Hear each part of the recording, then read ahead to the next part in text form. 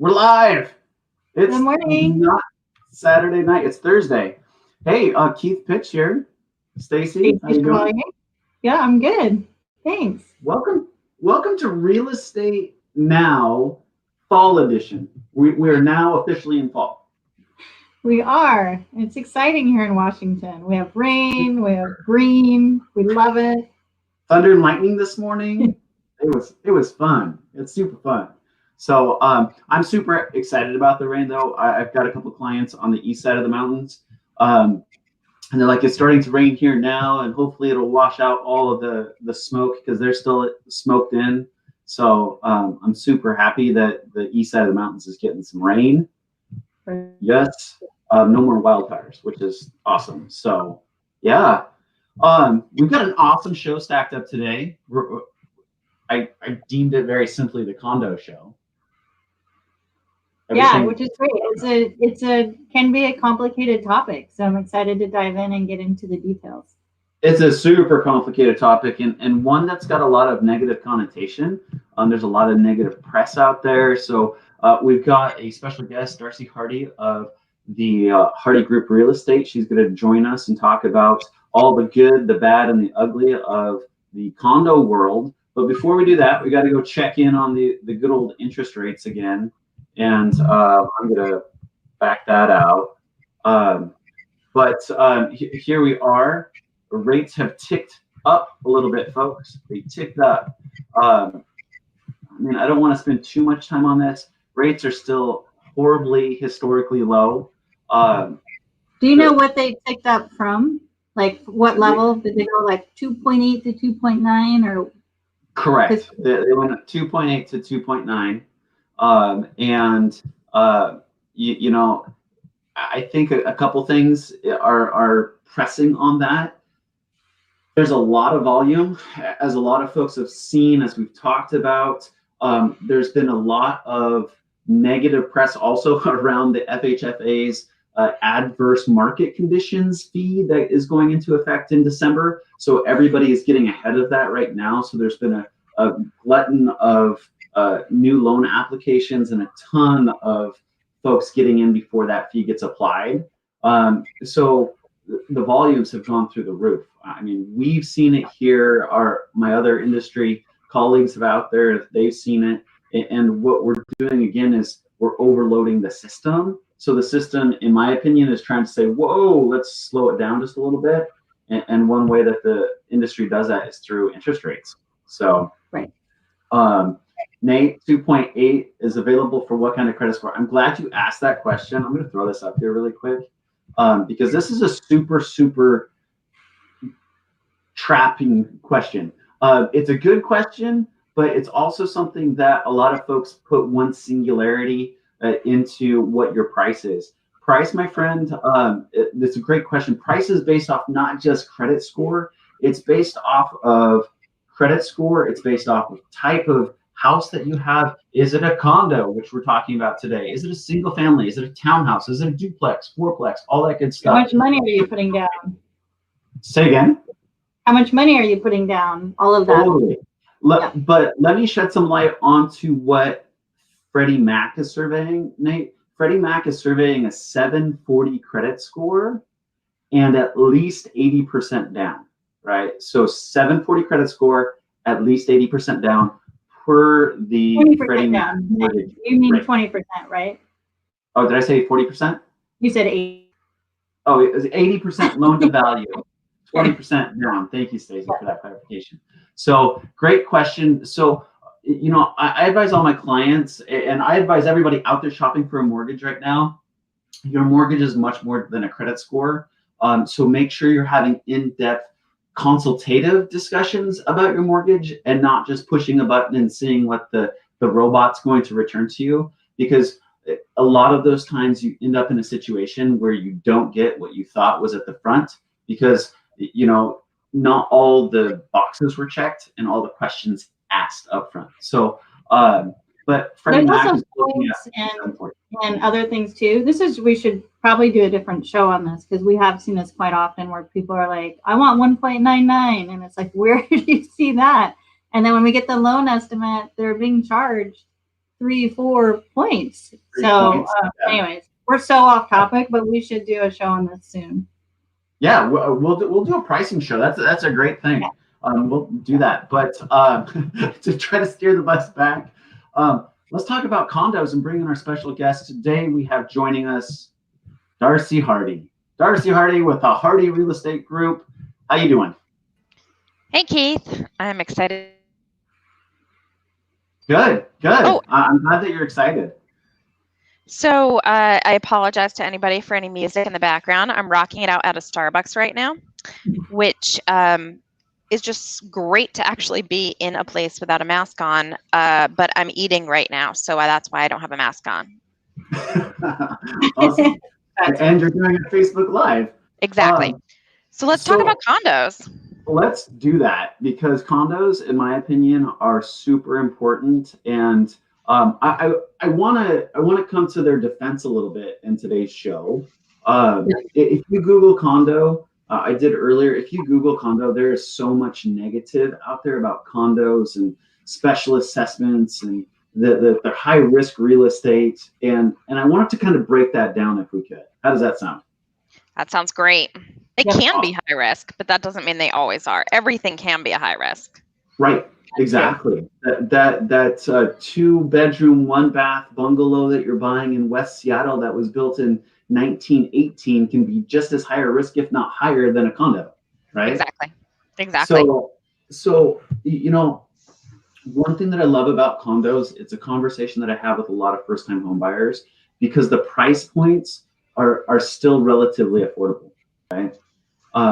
Before we jumped on, I went to your website, Darcy, and I did a quick search in Bellevue, and I found that the lowest priced single family residence in Bellevue, so standalone unit, it's a 3-bedroom, 1.5-bath Rambler for $735. $735. About right. The most affordable condo is $415,000, right? So that's so surprising. I don't know why it surprises me so much. That's such a big difference for the same bedroom count. Yeah, well, exactly. There's a lot that goes into those numbers. Yeah. So let's jump into those numbers. You know, a single family residence is not created equal to a condo. Yep. A condo, let's define what a condo is really quick for those of you that may be on the fence, not quite 100% dialed in. What's a condo, Darcy? A condo is actually a legal description of a property, right? So a condominium is something where all of the owners own the whole thing. They all own a part of the whole thing. So depending on how many owners are, if there's a whole bunch of owners, they might each own 0.83% of the property. Okay. That percentage is usually calculated by the number of square feet that they actually hold on to. And they hold on to what's called walls in, right? So whatever their condo is from inside. Yeah. So this gets really complicated. We're getting into weeds fast here. Okay. we say which is absolutely fine. We say walls in. Some places are legitimately paint in, and some places are the drywall itself in is owned by the people. Now think about that. If you just own the paint in, you can paint whatever you want, but technically if you're putting holes in the walls, you're putting holes in something that you are only part owner in. Yeah. Okay. Now most condo complexes are not going to have an issue with you putting holes in the walls like that. It's not a huge thing, but it gets defined further with the windows. Who owns the windows? And every single complex has different rules. Sometimes people own the entire window, and if it breaks, they have to replace everything. Sometimes the condo owns the whole thing. And sometimes the people are in charge of just the window panes, but the actual frame is owned by the complex. And where That's do how you, our old is this all in the CC&Rs, or where would a consumer know, besides having Darcy represent them, how would Right. they know where to The find them? best way is to have Darcy represent them. I'm not going to lie. No, you look in the CC&Rs, and sometimes it very clearly spells it out. So sometimes it'll say something like, in the event there is a water leak under the sink, that's the homeowner's responsibility. If there's a water leak in between the walls of the unit A and unit B, then who's responsible? It could be the whole HOA is responsible.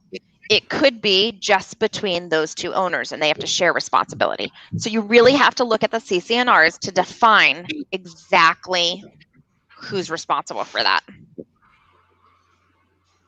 Correct. Sorry, I just had a visitor to my office here. Winter one's outside. Yeah, well, winter one's outside because my son came to the door. But yeah, the CC&Rs are big. So I put the definition there so we can dive into those a little bit better. I mean, the CC&Rs are also the governing documents that make a condo a solid investment, or could kind of make it not a solid investment. So let's dive deep into those. When we look at covenants and conditions and restrictions, you know, one of the restrictions that we always talk about is rental caps, right? People look at a condo and they for the first time, typically they go, well, what is a rental cap? So rental caps are very, very important for people that are buying condos. Why are they important, Darcy? Yeah, so they can be important, and some people find them really good. Some people find them bad. They can go both ways. So I'm not going to make a judgment on whether they're good or bad. What a rental cap is whether or not you are allowed to rent out your unit. Different complexes have different rules. So if there is what's called a rental cap, that means that only a certain amount of units can be winter in the background, can be rented out at any given time. So if it has a, let's say a 10% rental cap, then only 10% of the units can be rented out. If there's 400 units, 40 units can be rented out. That's a lot. If there's only 40 units, then only 4 units can be rented out. So you have to kind of figure that out.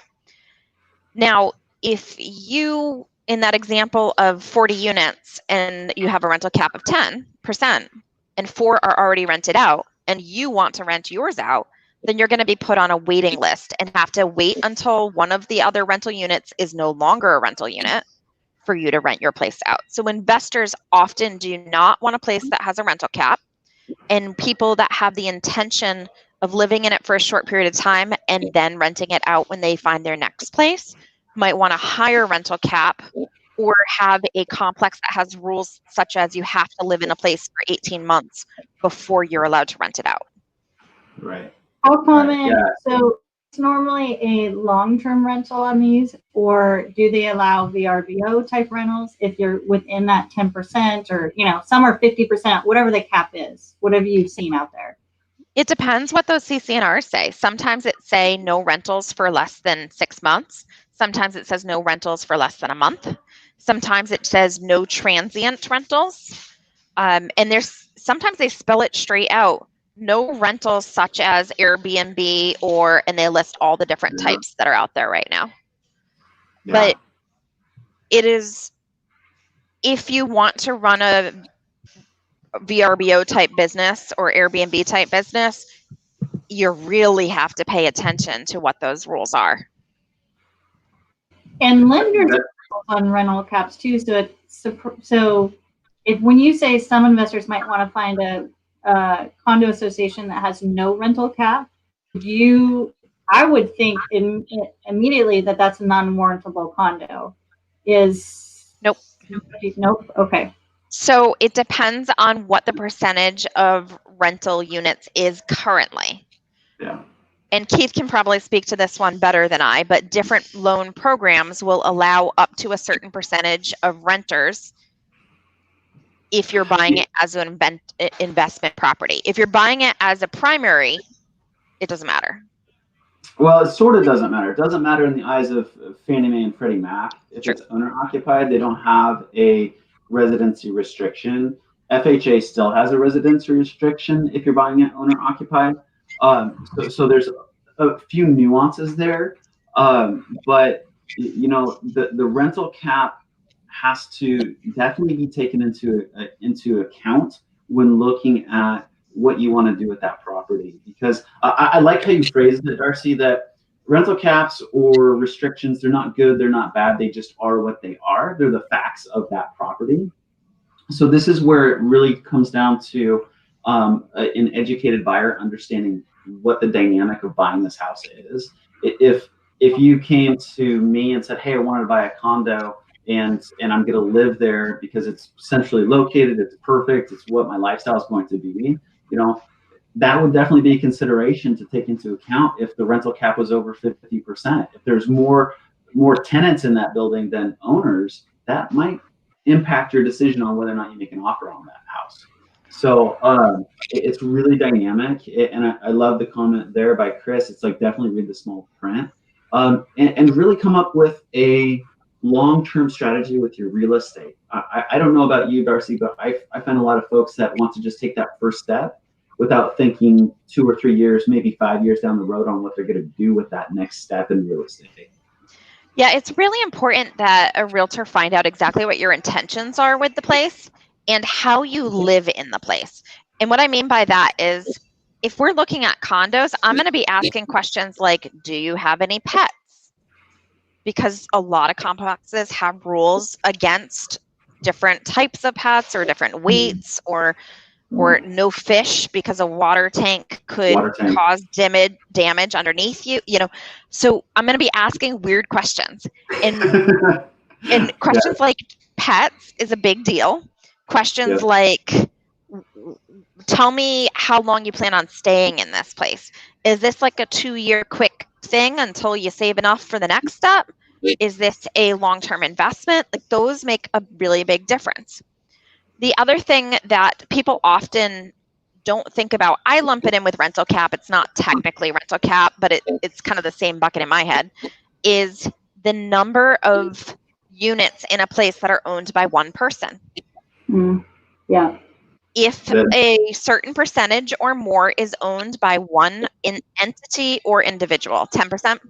10%. Or more, that's what I thought it was, but 10% or more owned by one person or one entity, you have to get a portfolio loan. Yes. Because nobody else will lend on it. Because somebody has too much control. I recently had a place that my client really wanted to see. She loved it. 40% of the units were owned by the builder. And it's been around for over 10 years. The builder couldn't offload those units in 2009 when the market went bust. So he held on to them and rented them out. It's been a good stream of money for him, so he hasn't sold them. Well, now he's got 40% of the control in making decisions on that unit. So it's kind of a big deal too as far as loans. That it's a huge deal. And you hit the nail on the head at that point. If somebody has a larger controlling interest in the HOA, they definitely have to go find a portfolio loan. And we typically refer them out to a local credit union who's willing to take on that risk. Yep. So that's a great point. You know, the other thing, I got to chime this in because Dan Hansen just reminded us that non-related couples can buy houses together. You know, so this is a great way if you and your roommate are wanting to ditch that landlord and pivot into still having roommates in a condo and co-owning a condo. That's a great way to solve that rent every year going up. It's a great way to build that equity in a house. So thank you for sharing that. It can be friends, it can be siblings, it can be coworkers. Yeah, I've done it for friends, coworkers, college roommates that were roommates in college. They rented a little bit and then they're like, why don't we just buy a house together? We could actually do a whole nother show on that because there are some nuances with that, and our team is very well versed in that, and we do them every month, and so I think it'd be a great education key for an eye to put out there. So we'll do that. Absolutely. So let's talk about, when we first started the show, we talked about the price of a 3-bedroom condo compared to a 3-bedroom single family in the Bellevue zip code. What about, let's talk about HOA and that cost and how that changes what that payment may be compared to a single family home. Yeah, the way that I explain it to my clients, and Keith and I work hand in hand in this when we're working with people together, is you only have so much that you can put towards your bills, your mortgage and HOA and homeowners insurance and all that good stuff, right? All of that gets wraps into one. So if you're buying a single family home that doesn't have an HOA, your number, let's say, might be $2,500 a month. Well, if you now are going to move into a place that has an HOA, you have to account for that HOA. So if the HOA is $300 a month, you need to subtract that out. And now the most more you can pay for a mortgage and everything else is $2,200 because you have that $300 a month payment. Correct. Does that make sense? Yes. It does. And maybe this also depends on the CC&Rs. Can that HOA go up every 12 months, every 5 years? Yeah. So let's talk about that. Some places have caps in there that it can only go up a certain amount at a time. But in order for an HOA to go up or down, it has to be voted on. Okay. So it's not like somebody's sitting in a back room just making up stuff. There's a vote. And this is why it's important to be part of your HOA meetings and know what's happening in the community. Now, you see HOAs that are sometimes $50 a month, and you see them sometimes that are $730 a month. You see them all over the place, over $1,000 a month. Yeah. The price of the place might be somewhat similar in both of those scenarios. So what the heck's the difference? The difference can come in the form of a few different things. If it's a building that has an elevator, elevators are expensive to keep up. It's going to be more money, okay? So high rises often have a little bit higher. If it is a complex that hadn't really considered saving money for things like a new roof or new siding in the future, it's going to cost more money, and they're going to have to get that money somehow, and that's by an HOA being increased or something called a special assessment. Yep. So when doing financing, we also look at the reserve account of the HOA, which is how much has been saved out of those funds. Right. Yeah. So one of the most important things as a realtor, once my client likes a place, I immediately call and I ask for what we call the resale certificate and all of the documents that go with it. One of the very first things I'm looking at there is called the reserve study. Okay. Yep. The reserve study is a study that's done every 3 years on the property by an independent group, non-biased independent group. The first time it needs to be done in-person site visit. The second time, so 3 years later, it can be done in a non-site visit. And it goes back and forth every time, site, non-site. And what they do is they look at the building and they say, okay, the roof is in a condition that it probably is a 30-year roof and it maybe has 12 years left on it. What do we expect the roof to cost in 12 years? The parking lot needs to be repaved. The mailboxes need to be redone. And they put dates and amounts on everything. And then they graph it all out and come up with, in order to do all of this stuff, this is how much money we have to have in the bank. And then make a recommendation on what the HOA should be charging each month in order to be able to afford everything. Right. Yep. The reserve study is the leading indicator on whether or not, in my opinion, it's the leading indicator on whether or not the homeowners association is going to be subject to or assessed a special assessment in the near future. Because you can take that number off the reserve study and look at the budget of the condo association and kind of overlap them. And I want to look at this, because I talk about philosophies of homeowners associations, and some homeowners association, I was actually on the board of one where our mentality was, okay, let's make sure we have the reserves, a 10% reserve over our annual budget. But when we needed to do stuff, let's do that through a special assessment, right? Not burden the homeowners with extra hundreds of dollars a month. Let's just do it on a one-time basis. And so the mentality there was, we would rather keep the homeowners with their money in their bank account than have this huge $500,000 or $600,000 bank account sitting for the homeowners association just chilling, right?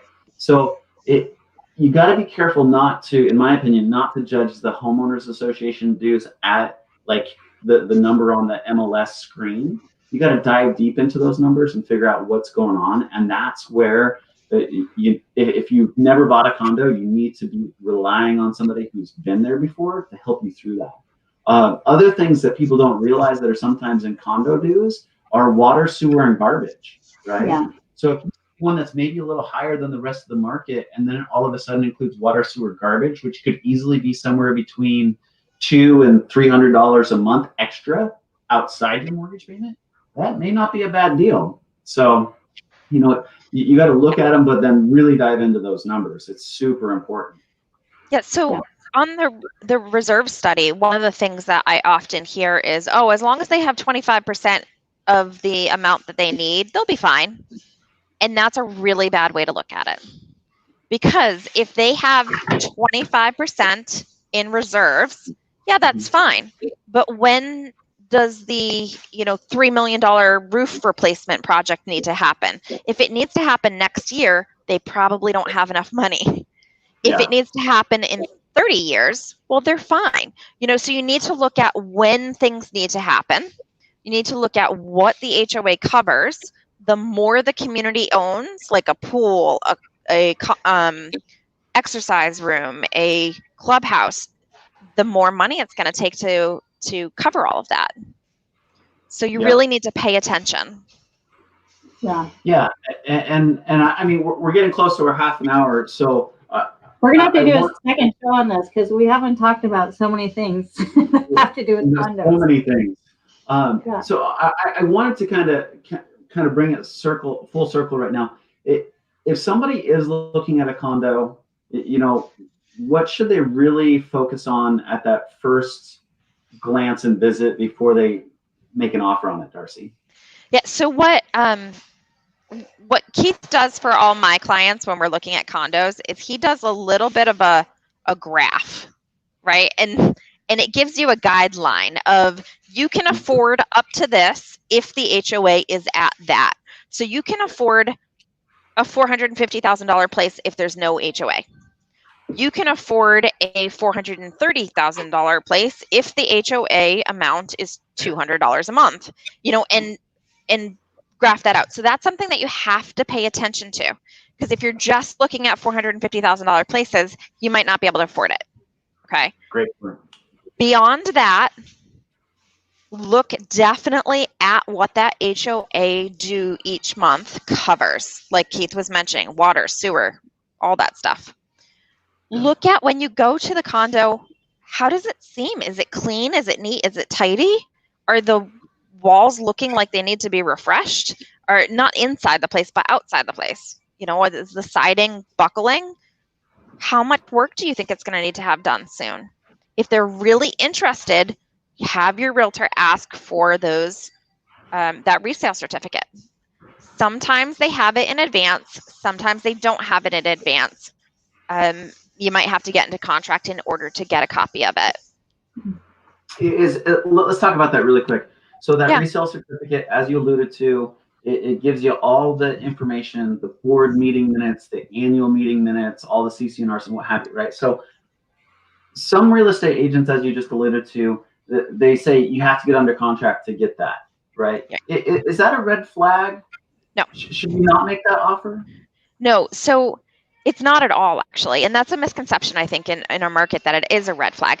The reason why we do that is it really depends on what kind of market it is. If it's the kind of market that condos are flying off the shelf, then we're going to order the resale certificate in advance. By the way, the seller pays for the resale certificate, and it at a cost of between $250 $400, depending on what their organization charges. Okay. So once they get that, it's only valid for 60 days. Gotcha. So if they put it on the market and they don't sell it for 2 months, well, then they're going to have to pay that $400 again and get another one. And it's not a document that you're allowed to waive. You have to provide the resale certificate. They can waive their right to get out of the contract because of anything in it, but you have to provide it by law. Gotcha. I wanted to ask that question because it does come up from time to time. They're like, well, we don't feel comfortable with it because this listing agent didn't provide it. And it could be something as simple as that they just haven't ordered it yet. Yeah. So, right on. Well, this is great. We're, Questions, but I'm going to wait till we do a second show. yeah, I've been jotting them down as we've gone through this. So if you guys have any questions out there, you know, if there's any questions in our Facebook community and our YouTube community, put them out there. Let us answer them for you, because this is a great way. Condos are a great way to get into the real estate market, you know, and build up to that forever house. It's just like crawling and then traveling and then walking and running, right? We got to start somewhere, and condos are a great tool for that. So if you have questions out there, by all means, throw them in the comments. Let us know, PM us. We're here for you. We want to answer those questions. So definitely. And I just want to thank Darcy for always being just an expert for us and spending your time with us. We know you're busy and we don't take that for granted. So just thank you for your time and showing your expertise with our viewers.